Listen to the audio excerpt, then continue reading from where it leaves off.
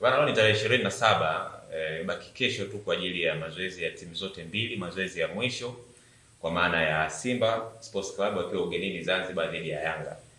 Ni mchezo ambao utapigwa tarehe 1, tarehe mosi mwezi March, kwa maana mwezi ujao katika dimba la Amani pale Zanzibar. Kwa hiyo bana, tunabakiwa na siku ya leo na siku ya kesho.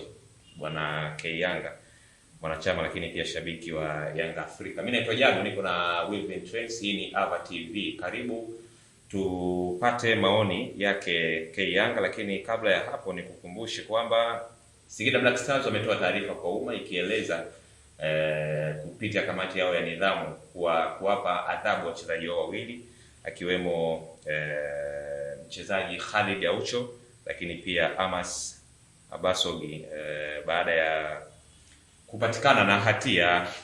Ngoja nikusomee bwana hii taarifa kutoka Singida Black Stars ambayo inasema uongozi wa Singida Black Stars kupitia kamati ya nidhamu imewachukulia hatua za kinidhamu wachezaji Khalid Aucho pamoja na Amas Obasogi kama ifuatavyo. Khalid Aucho yeye ameadhibiwa kwa utovu wa nidhamu na utoro kazini, hivyo atasimamishwa kazi kwa muda wa miezi mitatu. Khalid Aucho miezi mitatu atasimamishwa kutokana na utovu wa nidhamu pamoja na utoro, lakini pia Amas Obasogi yeye amesimamishwa miezi mitatu na kupisha uchunguzi wa tuhuma za upangaji wa matokeo. Hao ni wachezaji wawili wa Singida Black Stars na taarifa zao zipo hivyo. Kwa hiyo bana, Singida kule bado mambo yanazidi kuwa moto moto bwana. Kwa sawa sawa? Sawa. Taarifa umesikia hiyo? Taarifa nimeisikia na naamini yote yamefanyika kwa sababu ya mwendelezo wao ambao wanaenda nao. Ndio maana wameamua kujaribu kuangalia labda ni kitu gani ambacho kinaweza kikawa kinasababisha yote ambayo yanaendelea. Khalid Aucho alikuwa mchezaji wenu. Khalid Aucho hajaonekana kwenye michezo kadhaa ya Singida Black Star.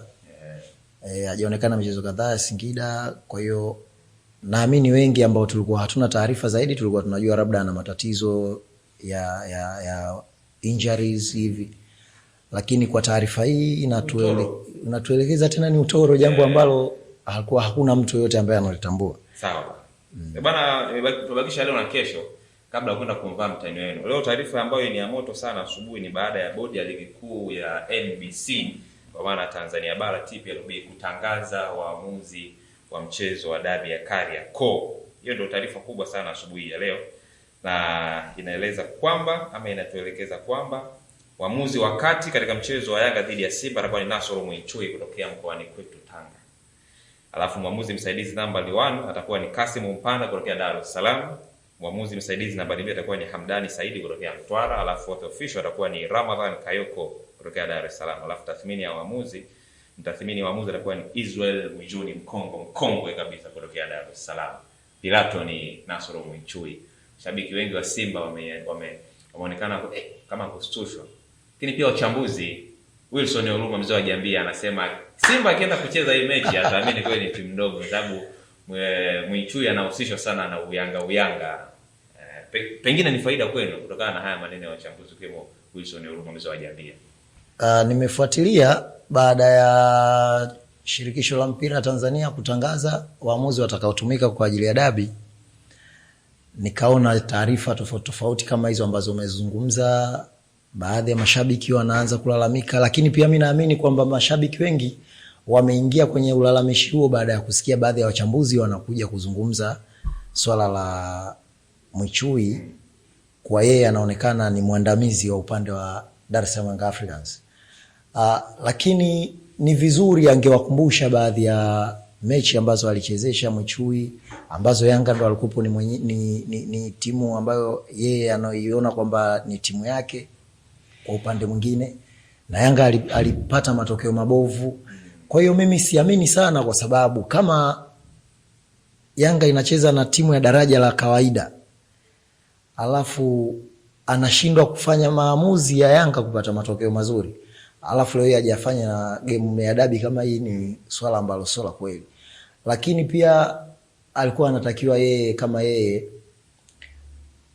kwenye taarifa yake, ningefurahi pia kumsikia akizungumza kwamba, kwa sababu kazungumza vitu kama vitatu. Anasema kwamba Mwinchui yeye anaonekana ni mpenzi wa Yanga, akaja akazungumza kuhusu swala la umri, akaja akasema ndo dabi yake ya kwanza.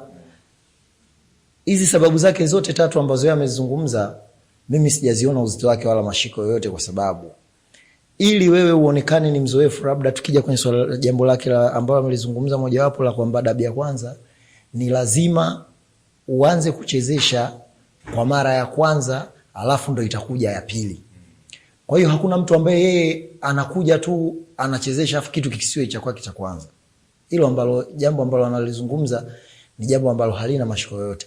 Lakini tukija kwenye swala la umri sio sababu kubwa sana ya kumfanya refa akashindwa kuchezesha, kwa sababu tunafuatilia mipira sehemu tofauti tofauti. Mpaka umri anakuja kuacha kustaafu kuchezesha mpira, Pierre Colina aliacha akiwa umri wake umeenda sana, lakini alikuwa anachezesha mechi. Tena mechi kubwa ndo alikuwa anapewa yeye, za kombe la dunia anachezesha. Tulikuwa tunamshuhudia. Kwa hiyo inawezekana umri ukiwa umeenda pia muda mwingine kama una nguvu za kufanya zile running za uwanjani, ukajikuta wewe una uwezo mkubwa sana wa kuamua maamuzi mazuri tofauti hata na yule kijana, kwa sababu tayari wewe umekomaa. Kwa hiyo umri unaweza ukasaidia pia sana, lakini yeye anauchukulia umri kama sababu ya kwamba atashindwa kufanya kazi yake, na wakati watu wengi wanaamini kwenye uzoefu. Sasa yeye sijajua yupo kwenye engo gani zaidi, lakini kutaka kuaminisha watu ni jambo zuri sana, angetoa na yeye option ya pili. Kama anasema kwamba hakupaswa yeye kutokana hii ni dabi yake ya kwanza kwa Tanzania, alikuwa anahitaji nani achezeshe? Kwa sababu wale ambao wana dabi 2-3 wengi wanaletewa lawama hizi ambazo yeye anazileta leo, ambao ameletwa mtu ndo dabi yake ya kwanza, yeye analeta lawama hilo. Lakini kuna watu wamechezesha dabi 3-4, lakini mpaka kesho akipewa wanasemekana huyu yuko hivi, yupo hivi. Kwa hiyo labda yeye tu kuna sehemu amejificha, anaogopa kusema, lakini ni vizuri akasema, kwa sababu yeye naamini pia, kwa sababu watu wengi wanamfuatilia, anaweza akawa ndo sababu ya kuanzisha hizi kelele nyingi za mashabiki. Lakini pia mashabiki wa Yanga mashabiki wenzangu wa Dar es Salaam Africa, mimi siamini kwamba hili ambalo linazungumzwa basi likawa lina faida kwetu, kwa sababu tulishawahi kucheza game sio muda mrefu na Tabora United akiwa yeye ndo refa Chamazi. Matokeo tuliona yalikuweje? 3-1. Na yeye ndo alikuwa ndo refa pale. Na ndo mechi ambayo ilituvuruga zaidi yani kwenye ule msimu. Kwa hiyo mimi siamini na sitamani hata kidogo mashabiki wenzangu waingie kwenye huu mtego ambao wanautengeneza sasa hivi wachambuzi. Sisi tusimame kwa ajili ya timu yetu. Naamini chama cha mpira kinaelewa nini kinafanya. Kwa hiyo mimi ninachowasihi mashabiki wenzangu, sisi tunachotakiwa ni kuangalia timu yetu ni nini ambayo inatakiwa kufanya. Basi hakuna swala jingine.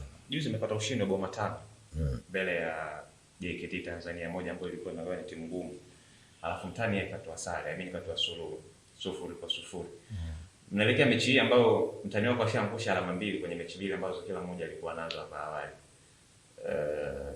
Kwako na mimi itakuwa ni rahisi, ama kwa sababu tayari mtani ameshaanza kuvurugika, pengine ikawa ni morali kwake?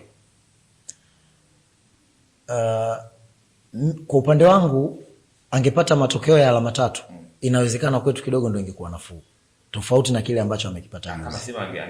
Kama Simba angeshinda mechi ya Dodoma akapata alama 3, inawezekana kwetu sisi hapa ndo kidogo ingekuwa ina unafuu, tofauti na vile ambavyo mechi imeisha ya sare ya bila kufungana. Kwa sababu mpaka sasa hivi tension ya wachezaji pamoja na benchi la ufundi, kuna vitu vingi vinaendelea ambavyo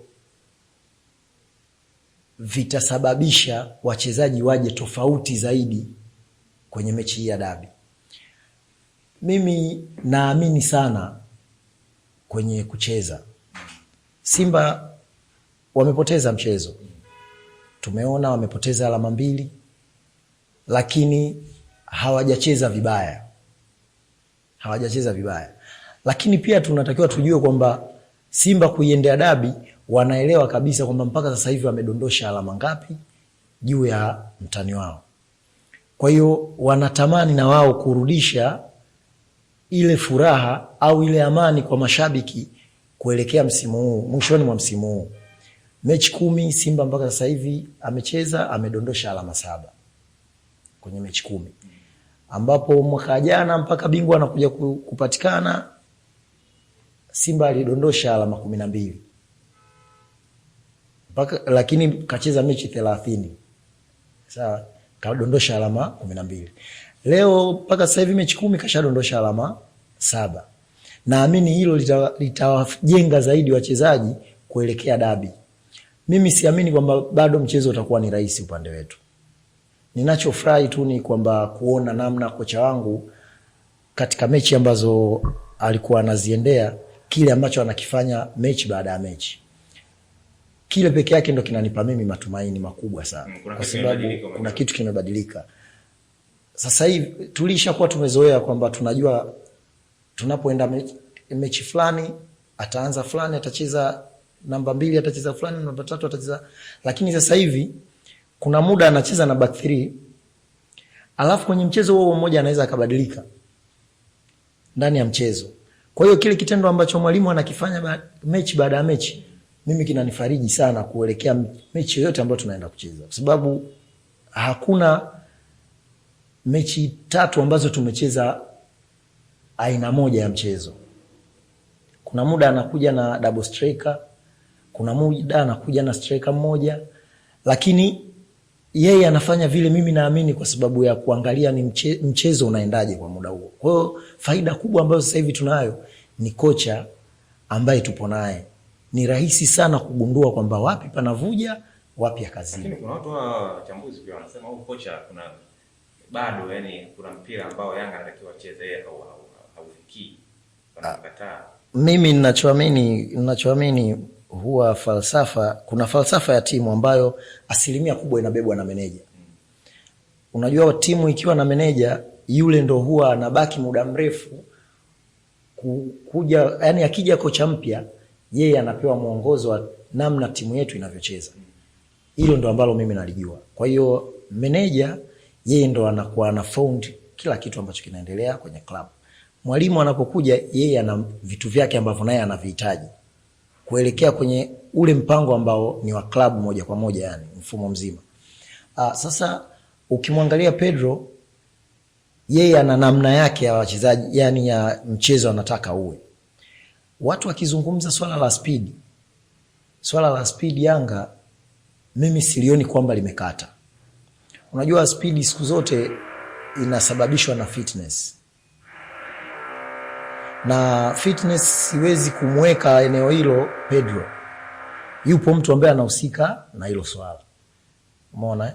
Sasa wao wanavomzungumza sana kocha. Alafu ukiwaangalia wengi wanaomzungumza kocha ni wale ambao timu siku ikicheza vibaya. Wao hawazungumzi kwa kuumizwa kwa uchezaji mbaya. Wanakwambia hii ndo Yanga ambayo tunaijua sasa. Umeelewa? Hilo ndo ambalo mara nyingi mimi naliona. Lakini mwalimu ana hitaji lake ambalo analihitaji. Mimi nashauri uongozi wa Yanga, kama unahitaji kufika, wao wafanye kama ambavyo wamefanya siku zote kwa Nabi, kwa baadhi ya wachezaji kama Stefano Azizi aliingia akawa anaonekana yupo unga sana, lakini baadaye ndio alikuwa anaimbwa kwenye nchi yetu. Kwa hiyo hata hiki ambacho kinaendelea leo, weledi waliokuwa nao viongozi wangu, mimi naamini kwamba watatulia na muacha mwalimu afanye kile ambacho anatakiwa kukifanya. Lakini kwa sababu meneja yupo Walter, naamini yeye ndo atatoa mchoro mzima wa klabu nini inahitajika, mwalimu ataingiza kile ambacho anakuja nacho. Hivyo vitu vinafanyika duniani kote, si ndo tunaona kwamba mwalimu anachokifanya labda timu imepoa sana, lakini mwalimu ana falsafa ambayo yeye anahitaji. Inawezekana watu wasione ile mikimbio ya muda mrefu ambayo tulikuwa tunaiona, lakini mikimbio 100% kubwa ni energy ya mchezaji ndio inasababisha mikimbio. Kwa hiyo hapa mwalimu wa fitness, kama wanaona, mimi nilikuwa natamani kumuona mtu ambaye anazungumza swala la timu haikimbii, asimtaje sana Pedro. Timu kukimbia, yeye amtaje sana mwalimu wa viungo, mwalimu wa mazoezi, kwa sababu Pedro yeye hayupo kwa ajili ya hilo. Ni sehemu ndogo sana ambapo mwalimu, yani kocha mkuu wa timu anaenda kuangalia namna ya wachezaji wanavyofanya mazoezi ya viungo. Yeye asilimia kubwa anadili na mbinu zake, nini kifanyike uwanjani, na ndio maana unakuta timu ambazo zimekuwa anakuwepo mpaka mwalimu ambaye yeye kazi yake anadili na set pieces nini hivyo. Yaani mwalimu yeye kocha mkuu ana sehemu yake. Sisi tunahitaji mbinu. Na ndio maana nikasema kwamba kwa Pedro hili jambo la mbinu mimi sina shaka naye kabisa. Hata hii mechi kuelekea hii mechi mimi naamini nitaona kitu tofauti kabisa na vile ambavyo nimeviona kwenye mechi nyingi ambazo yeye amepita nazo hapa katikati. Mimi naamini hilo kwa sababu namuona ni mtu ambaye anabadilika mara kwa mara. Sijawahi kukaa mimi nikafikiria kwamba ni kocha ambaye anaweza akatufanya tukashuka ambapo tupo. Sawa sawa. Tumalizie na hii score prediction yako ni nini unategemea kwenye upande wa matokeo? Kwenye upande wa matokeo mimi naamini timu itakayocheza vizuri itapata matokeo. Hilo mimi ndo naliamini. Yaani timu itakayocheza vizuri itapata matokeo kwa sababu hata tukiwatazama wapinzani wetu kwenye michezo yao kadhaa waliocheza, mimi kwa upande wangu nampongeza mwalimu wao na ana kitu ambacho amekiingiza hatukukiona kwa muda mrefu. Yaani hatukiona kwa muda mrefu.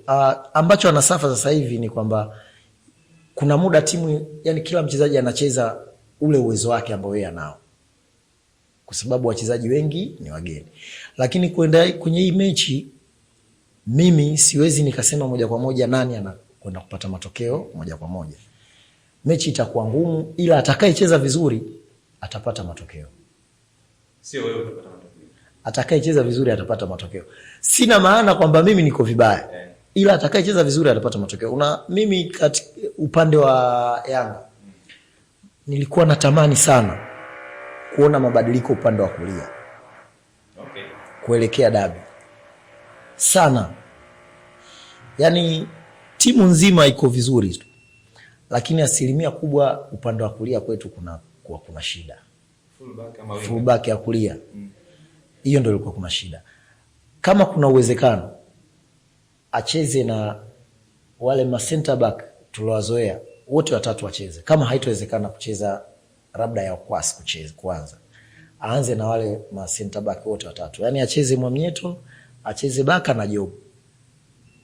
Alafu Job ndo avutike upande wa kulia. Lakini Mpanzo alipata shida mechi ile ambayo Izra alicheza. Swala sio Mpanzo kupata shida. Unajua inategemea na Mpanzo mwenyewe labda siku hiyo alikuwa yupo vipi.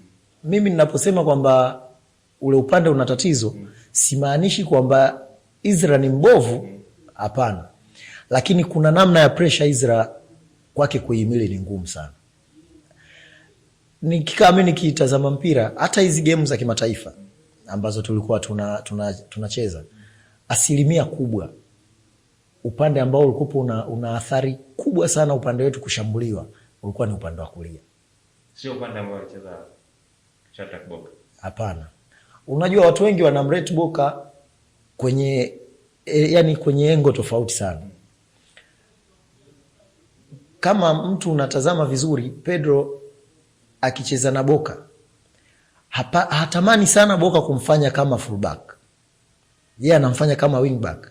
Lakini kwenye wingback asilimia kubwa ukimwona Boka amecheza utaona nyuma tutabakia na mabeki watatu. Asilimia kubwa sana. Ziangalie game ambazo Boka anacheza. Nyuma kuna mabeki watatu ambao beki namba 2 anarudi, yeye anakuwa anasimama sana moja kwa moja na wale ma center back wawili. Ndio mara nyingi Boka anacheza hivyo. Lakini watu wengi wanazungumza kwa sababu labda inawezekana one time kwamba tunavoshambuliwa, kuna game moja sikumbuki vizuri Boka alionekana kuingia sana ndani. Alafu ule mpira ulivopita mtu akawa yupo free sana. Nafikiri ya kimataifa tukafungwa. Watu wengi wakamzungumza Boka kwenye swala hilo. Lakini ile mechi ilivyoanza na ilivyokuwa inaendelea ilikuja ikabadilikia katikati. Ina maana kwamba Boka yeye alikuwa muda mwingi ana overlap kwenda kucheza juu kuliko kulinda. Na siamini kwamba ule mchezo wa kufanya hivyo kwamba wanaufanya wao wenyewe, ila kocha asilimia kubwa ndo anatengeneza mazingira. Kwa hiyo upande wa kushoto mimi sina wasiwasi nao kama nilivyokuwa na wasiwasi upande wa kulia. Sawa. Mimi nikushukuru sana, tuache tarehe moja ya muwe. Tarehe 27. saa 2:45 tutakwenda kujua nani ambaye anakwenda kupata matokeo. Ni mchezo ambao utakuwa katika dimba la New Amani pale Zanzibar saa 2:15, japo awali taarifa zinasema ni saa 3, lakini afisa habari wa bodi ya ligi kuu Karibu Imanda aliweka sawa hilo na kusema kwamba mchezo utakuwa ni saa 2:15 usiku.